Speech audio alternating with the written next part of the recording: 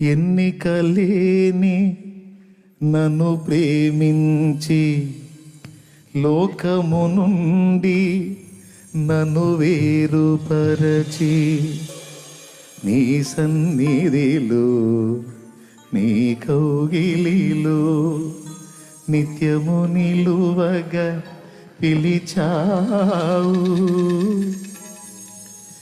మలిన బ్రతుకును నూతన పరచి మలిన బ్రతుకును నూతన పరచి పరిమళ సువాసనగా నన్ను మార్చినావు.